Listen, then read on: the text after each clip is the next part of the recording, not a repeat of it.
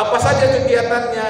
Kegiatan mereka yang mendapatkan salam dari Allah Subhanahu wa taala, mereka yang senantiasa pada malam hari itu tilawatul Quran, sedang membaca Al-Quran.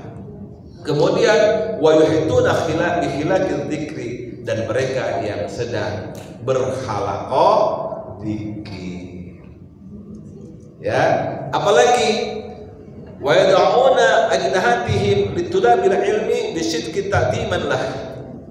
Dan selanjutnya adalah orang yang sedang mencari ilmu pada malam hari itu, mereka yang bermudzakarah ilmu. Nah, ini tiga pihak yang akan mendapatkan salam dari para malaikat.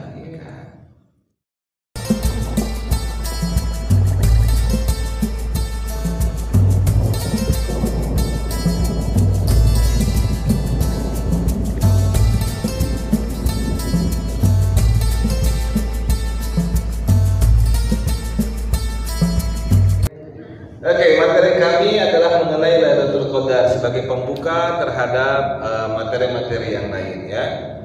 Oke. Lailah adalah malam, Al-Qadar adalah ketentuan. Jadi malam ketentuan. Sebagaimana di dalam Al-Qur'an, A'udzubillahi minasyaitonirrajim. Bismillahirrahmanirrahim. Inna anzalnahu fi lailatul qadar. Sesungguhnya anzalnahu, kami telah menurunkan kepada Al-Quran fi lailatul qadar, pada malam ketentuan. Wa ma adraka ma lailatul qadar, tahukah engkau apa itu lailatul qadar, apa itu malam ketentuan? Lailatul qadri khairun min alfi syahr. Malam ketentuan itu lebih baik daripada 1000 bulan. 1000 bulan itu berapa tahun kira-kira ya? Dibagi 12. 83,3333, berarti 83 per sepertiga. Sepertiga dari 12 berarti 4 bulan. 83 4 bulan kurang lebih gitu. Ada yang umurnya 83 tahun 4 bulan di sini? Wonten ya? Nggak ada ya. Paling tidak ada yang 60 tahun. Ada yang 60 tahun? Bapak, Pak Eko 60 tahun? Oh, Pak Eko 62 ya? 72, alhamdulillah. Bonus sudah banyak Pak ya? Siap-siap Pak. Alhamdulillah. Alhamdulillah. Itu senangnya saya sama Pak Eko, alhamdulillah terus ya. Alhamdulillah. Kata Rasulullah Muhammad SAW, bukan hanya kata Rasulullah, menurut Allah Subhanahu wa taala, satu hari di akhirat itu sama dengan 1000 tahun di alam dunia. Jadi kita hidup di alam dunia ini yang segini gedenya, itu kita mungkin satu titik saja di alam dunia ini, entah di mana di Indonesia ini, titik tidak terlihat ketika di alam dunia yang kita lihat ini. Gitu. Kita hidup selama di alam dunia ini, yang umurnya tadi Pak Ike 72 tahun, itu ternyata dibanding dengan 1000 tahun yang menurut kata Allah adalah satu hari di akhirat adalah 1000 tahun umur di alam dunia, berarti umur Pak Ike ini belum sehari-hari acan Pak ya. Sepersepuluhnya, sepersepuluhnya juga belum. Sepersepuluhnya 2 jam kurang. Masya Allah ya. Tapi gitu kita ngaku banyak amal. Iya Pak? Iya Pak? Ngaku banyak amal kita, padahal cuma 2 jam kurang, malahan 2 jam juga gitu. Anggaplah ada yang umurnya 100 tahun. Anggap umur 100 tahun berarti cuma 0,1 hari gitu ya. Atau ada yang kemudian yang umurnya 60 tahun, nanti kita hitung yang umurnya 60 tahun ya. Gimana tuh yang umur 60 tahun? Dan kita hidup di alam dunia ini bagaikan satu titik di antara titik yang lain yang membuat sebuah garis gitu. Ya, titik awal untuk membuat sebuah garis. Dan titik awal kita di alam dunia ini adalah titik awal yang sangat berpengaruh untuk kehidupan di alam akhirat kelak. Kalau kita di alam dunia ini amaliyah soleh kita banyak, insya Allah bekal di alam akhirat kita menjadi banyak pula. Dan kita bisa yakin, kita bisa percaya diri bahwa insya Allah ini akan membawa kita kepada alam akhirat dengan selamat. Tetapi sekali lagi kita hitung, kalau saja ada yang umur 60 tahun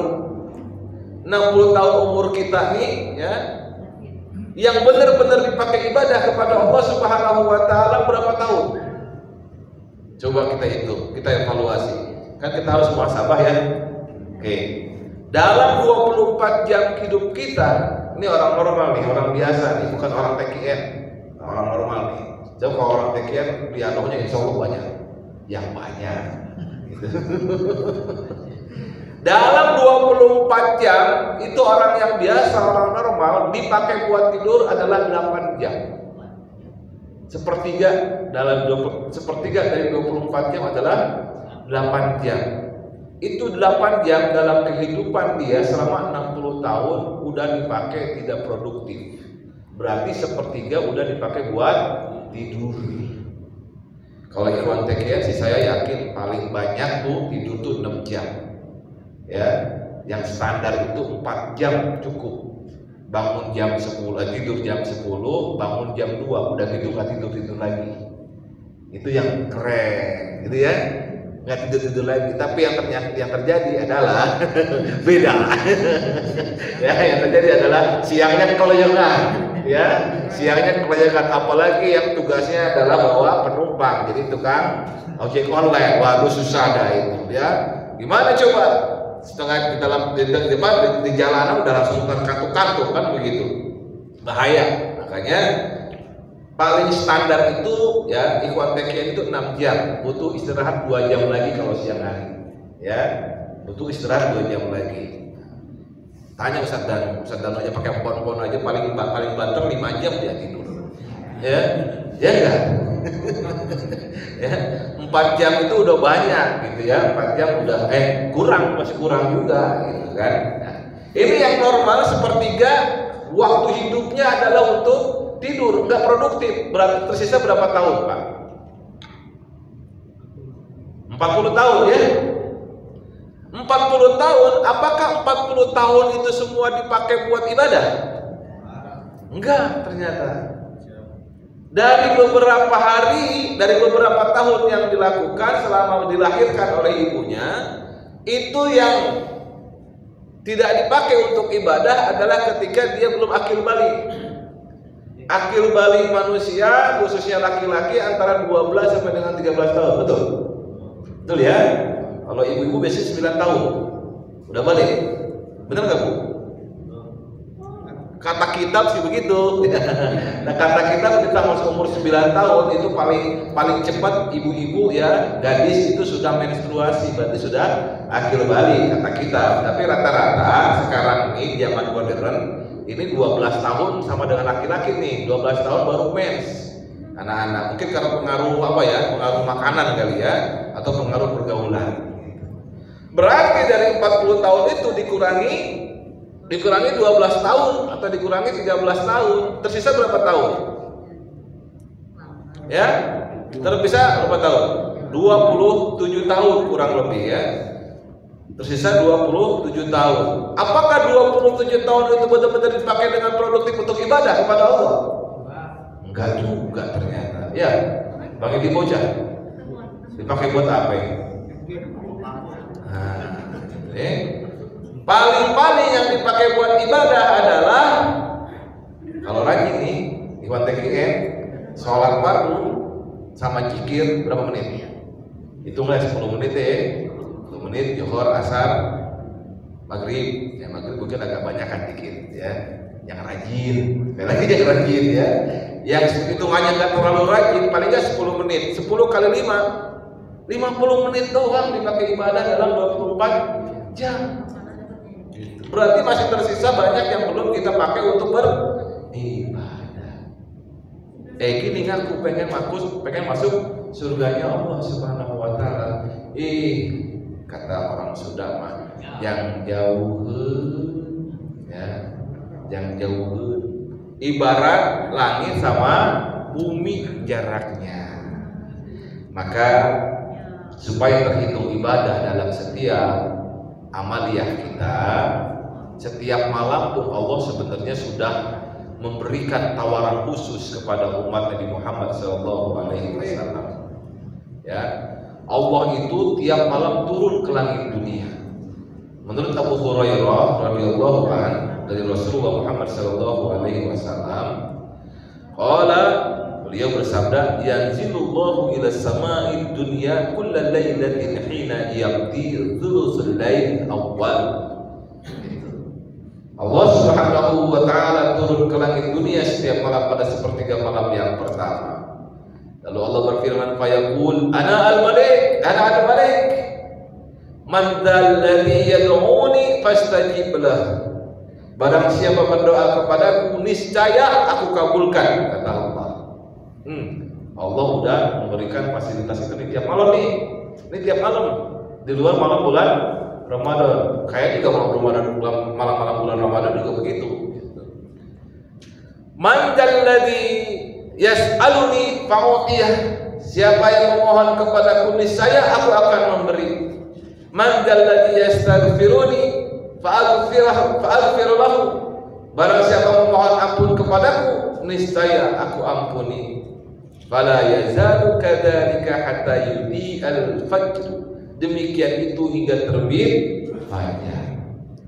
Jadi kalau umur kita dipakai ibadah malam, insya Allah Allah Subhanahu wa taala ampuni itu perbuatan-perbuatan kita yang saat itu kita lupa, mungkin maksiat, mungkin apapun gitu, kita mohon kepada Allah dengan qiyamul lail yang kita lakukan setiap malam. Insya Allah diampuni oleh Allah Subhanahu wa taala. Senyampang kita memohon ampun kepada Allah. Karenanya dalam Riyadhah TKN memang dianjurkan oleh para sahabat untuk apa? Untuk Riyadhah malam. Jadi jangan disia-siakan Riyadhah malam itu. Ya, bangun jam 2 pagi, mandi tobat, salat sunat, syukur wudu, salat sunat tahiyatul masjid, salat sunnah hajat, ya, salat sunnah taubat, salat sunnah tahajud, witir, tasbih, lalu witir, tambah lagi mungkin ada salat sunnah isra, syirullah gitu ya. Ada ya salat syirullah tapi jarang dicantumkan. Makanya Riyadhah tertentu dan orang-orang tertentu yang memintanya. Maka jamaah yang dirahmati Allah Subhanahu wa taala, setiap malam itu hendaknya kita selalu melakukan qiyamul lail supaya kita semua terhitung ya. Ketika kita alfa dalam semua kehidupan kita, nol nilai ibadahnya, namun ketika malam hari kita bermunajat kepada Allah, mungkin diampuni. Mudah-mudahan diampuni semua kesalahan kita oleh Allah Subhanahu wa taala. Nah, karenanya kemudian Allah Subhanahu wa taala berikan dalam 1 tahun itu ada 1 bulan yang Allah berikan untuk manusia banyak-banyak bermuhasabah. Untuk manusia banyak-banyak mensucikan diri melalui apa? Melalui siam dan qiyam di bulan Ramadan. Siam di siang hari, qiyam di malam hari. Maka manfaatkan siam dan qiyam di bulan Ramadan ini dengan sebaik mungkin sehingga tercapailah ampunan dari Allah Subhanahu wa taala. Kalau sudah tercapai ampunan dari Allah, insya Allah ringan hidup. Amin. Dan kemudian dalam 1 malam dari 30 hari atau 29 hari itu ada 1 malam yang khusus diberikan untuk umat Nabi Muhammad SAW, yakni yang disebut dengan Lailatul Qadar. Maka Rasulullah Muhammad SAW segitupun beliau sudah menjadi Rasul, tetap mencari atau menjemput Lailatul Qadar. Kalau istilah kita orang tarekat, mensyukuri Lailatul Qadar. Ya, maka hadis ini, sunnah Rasulullah SAW ini jangan hilang. Ya, saya ingin ungkapkan. Hadatsana Ismail qala hadatsani Malik an Yazid bin Abdullah bin Al-Hadi an Muhammad bin Ibrahim bin Al-Haris Asy-Syaimi an Abi Salamah bin Abdurrahman an Abi Sa'id Al-Khudri radhiyallahu anhu anna Rasulullah sallallahu alaihi wasallam kana ya'takifu fil 'ashr al-awsat min Ramadan fa'takafa 'am. Rasulullah sallallahu alaihi wasallam itikaf pada 10 malam pertengahan bulan dari Ramadan.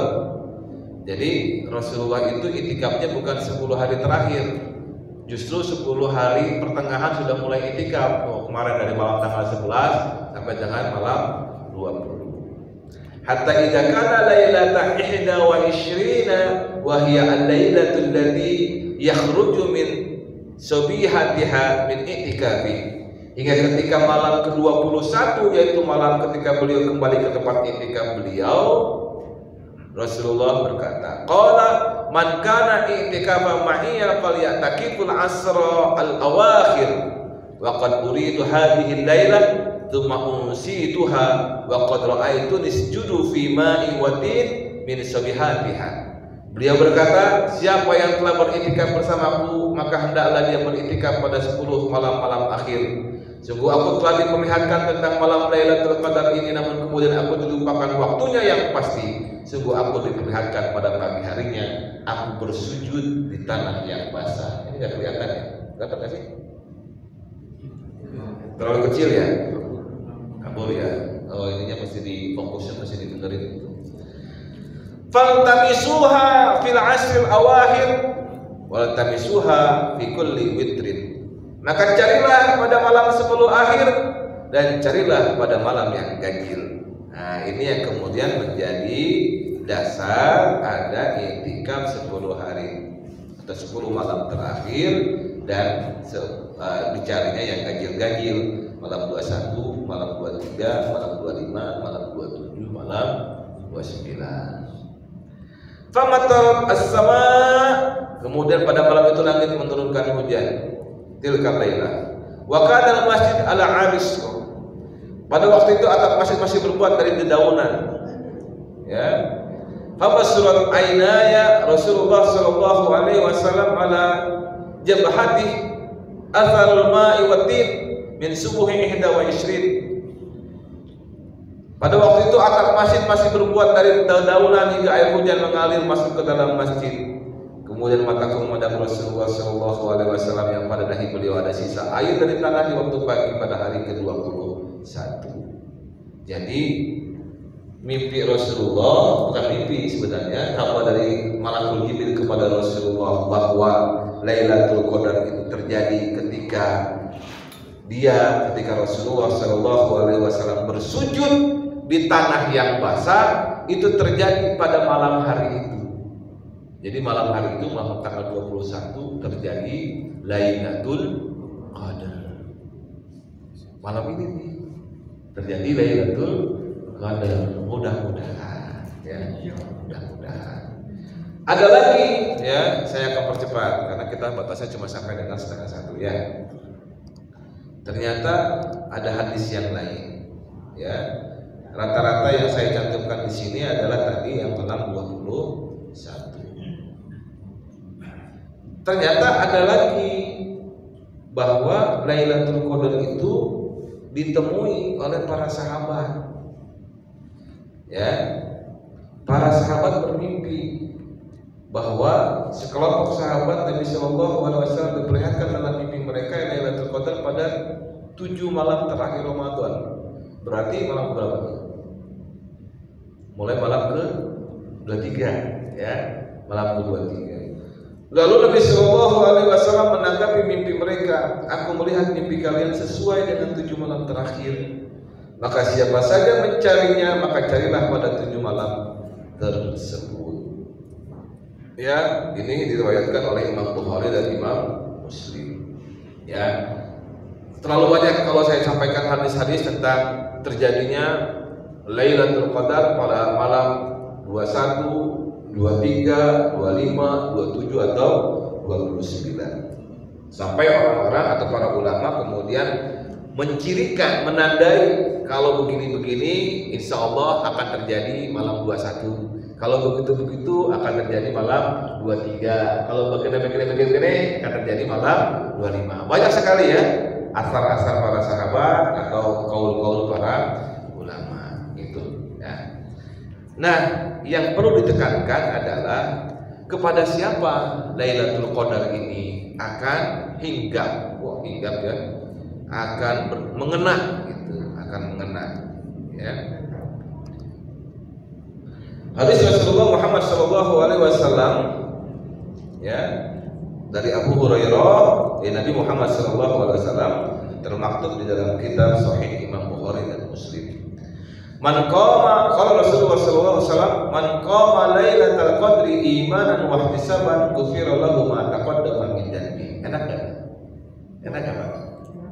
Siapa orang yang mendirikan malam, artinya terjaga di malam Lailatul Qadar, di malam Qadar, maka dengan penuh keimanan ya dan penuh penghisaban, ghufira lahu ma taqaddama min dhanbihi, diampuni apa-apa dosa-dosa dia sebelum ini.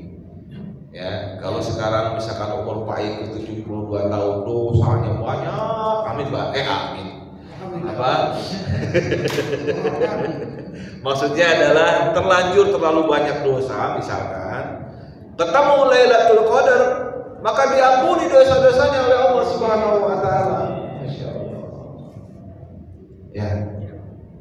Pengen diampuni Pak? Insyaallah ya.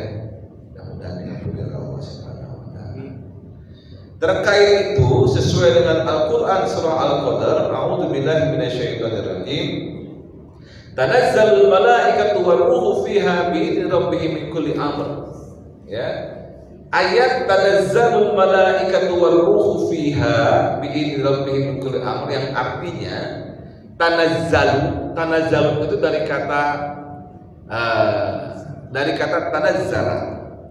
Tanazzala itu ingat, itu adalah fi'il madi ya, fi'il madi yang ngambilnya dari sulasi mazid ya, fi'il bentuk 3 tapi ada tambahan, sebenarnya sulasi mazid. Kalau tidak ada tambahan namanya sulasi mujarrad gitu ya, ditambah ta di depan, kemudian ain fi'ilnya dikasih syiddah, ditekankan. Jadi bacanya jangan nggak ada tekanan, harus ada tekanan. Bukan demikian Ustaz Danu? Mana Ustaz Danu? Ya, harus ditekan. Tanazzalu ya. Tanazzal. Kenapa? Karena artinya akan berbeda. Kalau tanazzul saja tidak ada ain fi'ilnya di siddah, itu turun biasa.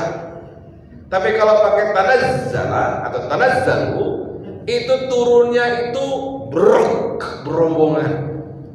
Jadi sifat turunnya itu ngebrul gitu ya. Pernah nggak ngelihat burung banyak hinggap di sebuah pohon, lalu kemudian pohon itu tergoyang-goyang, lalu kemudian burung itu terbang, bareng-bareng terbang, begitu. Nah, sifat turunnya malaikat pada malam Qadar itu, pada malam ketentuan itu, dipimpin oleh Malakul Jibril, turunnya seperti itu, berombongan, gitu ya. Ayat yaktiru tanazzalul malaika fi hadhihi lailah likasrati barakatiha. Turunnya para malaikat itu, berombongan itu di dalam malam ini karena banyaknya berkah. Wal malaikatu yatanazzaluna ma'a tanzilul barakah war rahmah. Turunnya malaikat itu beserta berkah dan rahmat. Bahkan di dalam Al-Qur'an surah Al-Qadar itu salamun hiya hatta matla'il fajr. Para malaikat itu memberikan salam penghormatan kepada orang yang terjaga di malam Al-Qadar itu dalam ibadahnya. Kalau terjaga lagi main gaplek nggak dikasih salam. Ya, kalau terjaga lagi lagi nungguin orang yang lagi dugem itu nggak dapat juga. Gitu ya. Kalau meleknya juga karena lagi dugem juga nggak dapat gitu ya. Mereka yang sedang beribadah kepada Allah Subhanahu wa taala yang dapat. Apa saja kegiatannya? Kegiatan mereka yang mendapatkan salam dari Allah Subhanahu wa taala, mereka yang senantiasa pada malam hari itu tilawatul Quran, sedang membaca Al-Quran. Kemudian wa yuhituna bi khilaqil dzikri, dan mereka yang sedang berhalaqah dzikir. Ya, apalagi wa yad'una ajnahatihim litulabil ilmi bisidqi ta'diman lah. Dan selanjutnya adalah orang yang sedang mencari ilmu pada malam hari itu, mereka yang bermudzakarah ilmu. Nah, ini tiga pihak yang akan mendapatkan salam dari para malaikat. Program kita mencakup semuanya enggak? Insya Allah ya. Ada zikirnya, ada tilawatul Qurannya, insya Allah ya, karena masing-masing kita sarankan untuk baca Quran ya, untuk mengisi sisa-sisa waktu-waktu yang tersisa, ada istirahatnya. Kemudian apa? Mereka yang sedang bermudzakarah, mereka yang sedang mencari ilmu, termasuk adalah hari ini kita sharing ilmu. Mudah-mudahan Allah Subhanahu wa taala melalui kehendaknya, melalui qadarnya ya, melalui iradahnya, kita dijodohkan untuk berjumpa dengan Lailatul Qadar. Ya, mereka yang melakukan qiyamul lail. Tapi kata Rasulullah Shallallahu Alaihi Wasallam ada takwilnya. Salam dari Rasulullah akan batal, salam dari para malaikat akan batal. Ya, dalam kitab Tanbihul Ghafilin, Malakul Jibril membawa rombongan malaikat. Beliau membawa panji hijau. Panji hijaunya ditancapkan pada punggung Ka'bah.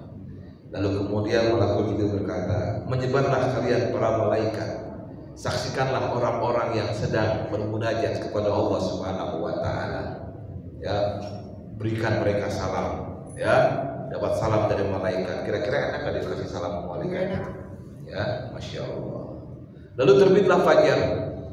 Ketika fajar telah muncul di ufuk timur, Jibril berkata, wahai para malaikat, kembali, kembali.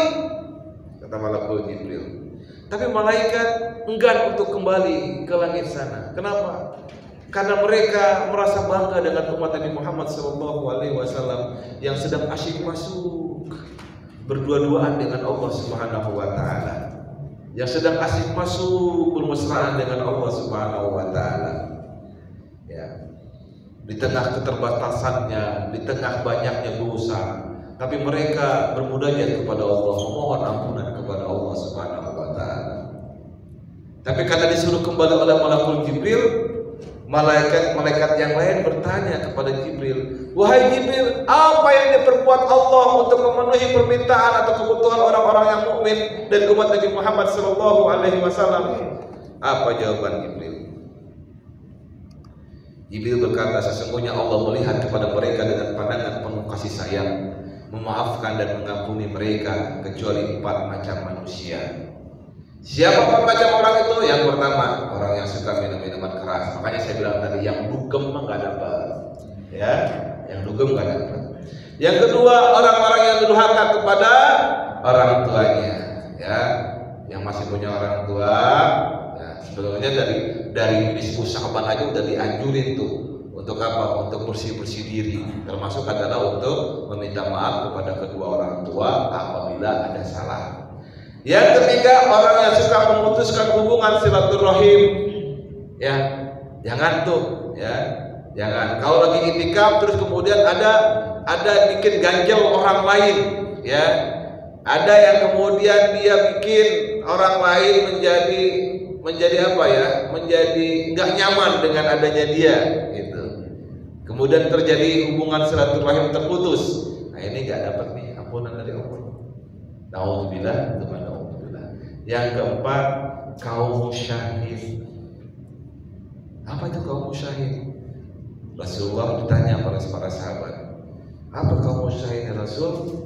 Kata Rasulullah, yang orang yang suka memutuskan persaudaraan, yaitu orang yang tidak mau berbicara karena perasaan marah, dendam dan sejenisnya kepada saudaranya lebih dari 3 hari.